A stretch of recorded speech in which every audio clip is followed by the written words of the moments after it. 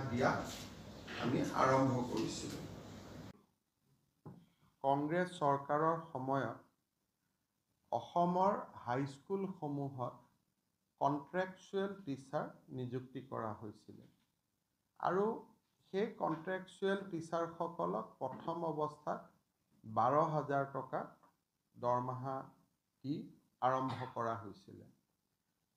2021 চনত আমাৰ চৰকাৰে এটা সিদ্ধান্ত লৈ তেখেতসকলক আমি 60 বছৰলৈকে তেওঁলোকৰ চাকৰিৰ যিটো সময়সীমা অৱসৰ 60 বছৰলৈকে বঢ়ুৱাইছিলোঁ আৰু নিয়াৰ ৰেগুলাৰাইজেশ্যন, আমি ৰেগুলাৰাইজেশ্যন নকৰি নিয়াৰ ৰেগুলাৰাইজেশ্যন বুলি এটা শব্দ ব্যৱহাৰ কৰিছিলোঁ আৰু তেওঁলোকক অলমষ্ট ৰেগুলাৰ শিক্ষকৰ সমান আমি দৰমহা দিয়া আমি আৰম্ভ কৰিছিলোঁ। আজি কেবিনেটে তেনেকুৱা ধৰণৰ 4,669 জন শিক্ষকে যাতে নিয়মীয়া শিক্ষকৰ মৰ্যাদা পাব পাৰে, তেনেকৈ আমি সৰ্বশিক্ষা অভিযানত যি ধৰণে আমি ৰেগুলাৰাইজ কৰিছিলোঁ তেনেকুৱা পাথৱে এটা আজি আমি মুকলি কৰি দিছোঁ। অৰ্থাৎ শিক্ষা বিভাগে অহা 10 দিনৰ ভিতৰত বিজ্ঞাপন উলিয়াব। এই 4,669 জন শিক্ষকে কণ্ট্ৰেকচুৱেল টিচাৰ বুলি আমি যাক কওঁ, যোনে হাইস্কুলত কাম কৰি আছে, তেওঁলোকে আবেদন কৰিব পাৰিব আৰু কাগজ পত্ৰ পৰীক্ষা কৰাৰ পিছত তেওঁলোকক আমি নিয়মীয়া শিক্ষকৰ মৰ্যাদা দিম। এই মাহৰ 19 তাৰিখে আমি চৰকাৰৰ দুটা ফ্লেগশ্বিপ স্কিম আৰম্ভ কৰিম। অসমৰ 126টা সমষ্টিতে একোটা অনুষ্ঠান হ'ব আৰু গুৱাহাটীত ৰাজ্য চৰকাৰে সাংবাদিক মেলৰ জৰিয়তে এই আঁচনি দুখন মুকলি কৰিব। প্ৰথম হ'ল 12,60,000 অৰুণোদয় নতুন হিতাধিকাৰী, অৰ্থাৎ প্ৰতিটো সমষ্টিটোৰ আয়তন হিচাপত ক'ৰবাত 500 বেছি, ক'ৰবাত 500 কম, অলমষ্ট 10,000 কৰি আমি নতুন হিতাধিকাৰীক সংলগ্ন কৰিম আৰু পুৰণি হিতাধিকাৰীসকলৰো তেওঁলোকে যি পাই আছে সুবিধা, তাত এটা নতুনকৈ ৰিভিউ বা সমীক্ষা হ'ব।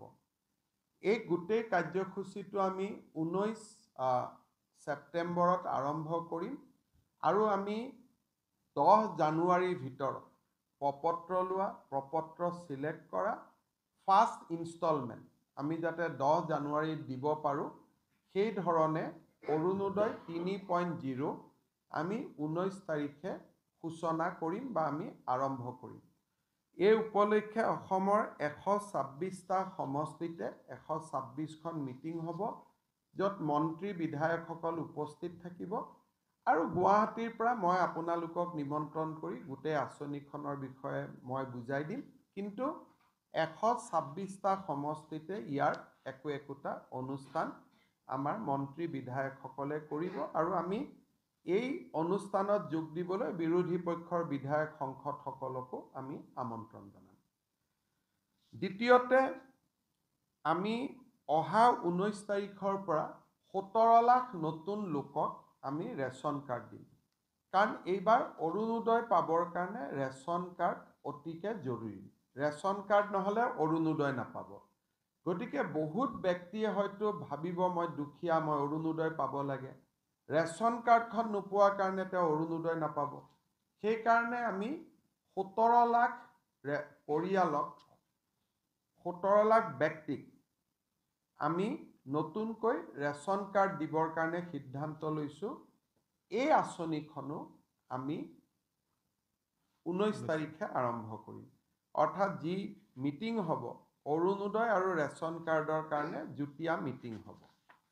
আজি আমাৰ কেবিনেটে এটা খুব ডাঙৰ আঁচনিক মঞ্জুৰি কৰে।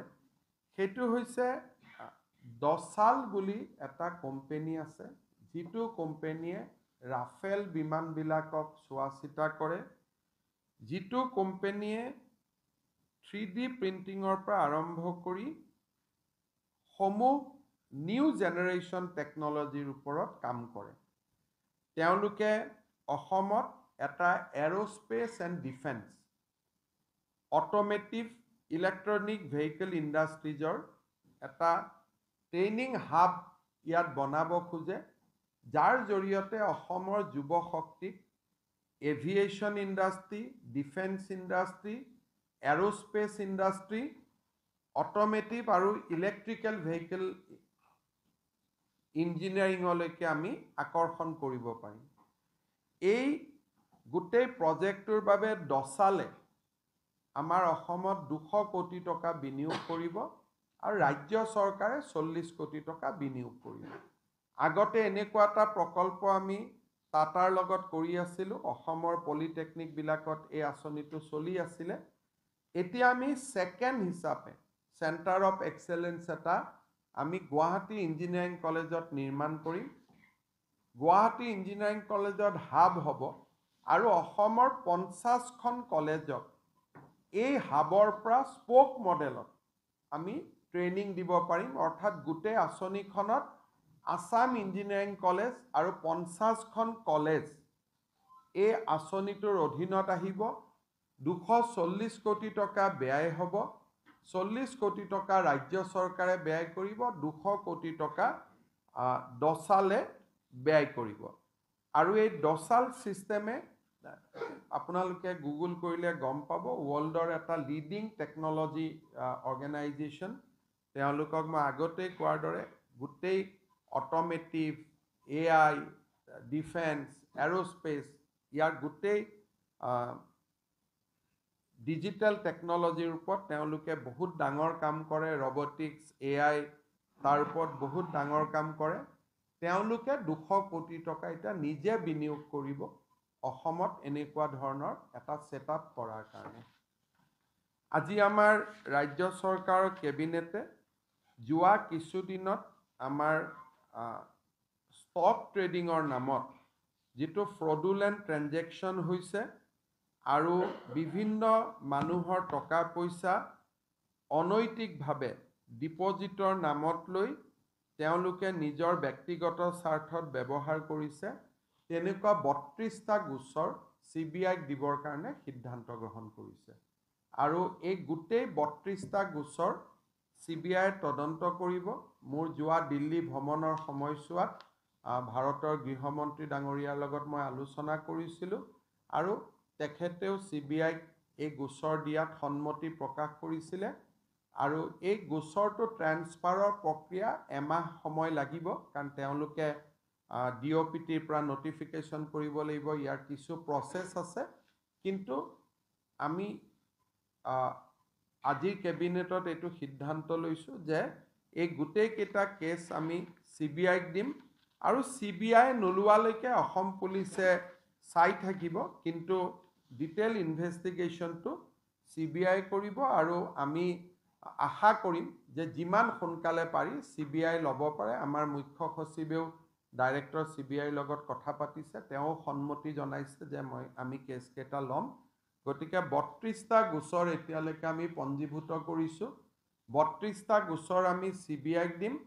কেবিনেটে এইটো সিদ্ধান্ত লৈছে যে আৰু যদি ভৱিষ্যতে এনেকুৱা কিছু গোচৰ আহে যি ট্ৰেডিং এপ বা ট্ৰেডিং ব্যৱসায়ী এতিয়াও আমাৰ চকুত পৰা নাই, কিন্তু গাঁৱে ভূঞে সৰু সুৰাকৈ কৰি আছে, তেনেকুৱা গোচৰ যদি আমাৰ নটিচলৈ আহে, আমি তেওঁলোককো এই 32টা গোচৰৰ লগত সংযোজিত কৰি দিম, যাতে এটা নিৰপেক্ষ তদন্ত হ'ব পাৰে।